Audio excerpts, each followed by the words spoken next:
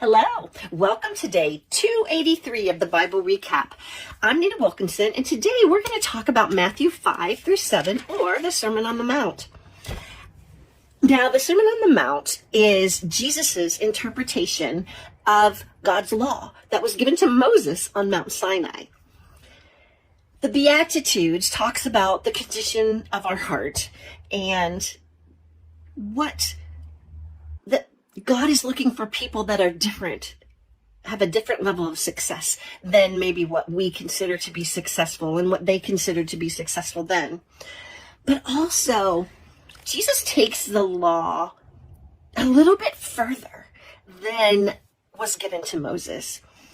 And the word that comes to mind as I look at all these highlights in 5 through 7 is holiness. I believe that Jesus is trying to help us become more holy. Certainly, that was the intention all along, but when sin entered the world, we had to be separated from God because we're not holy, and He is. So I think that we can look at this as a way to become more holy, more like Jesus.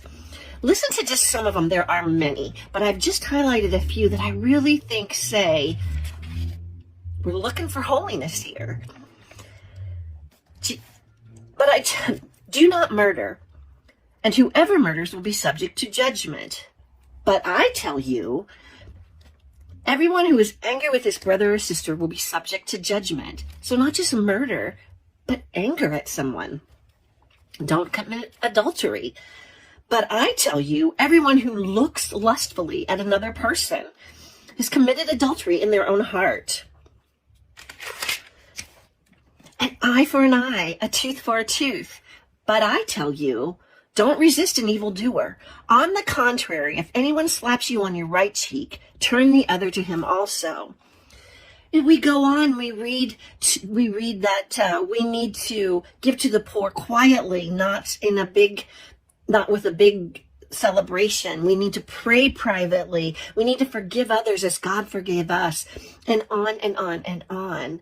And I think all of these things in here are telling us ways that we can become more holy. It's not easy. We can't do it overnight. We have to spend a lot of time in these words, a lot of time in prayer, and open ourselves to God's will and not our own, so that we can have as close to holy as we can on this side of heaven.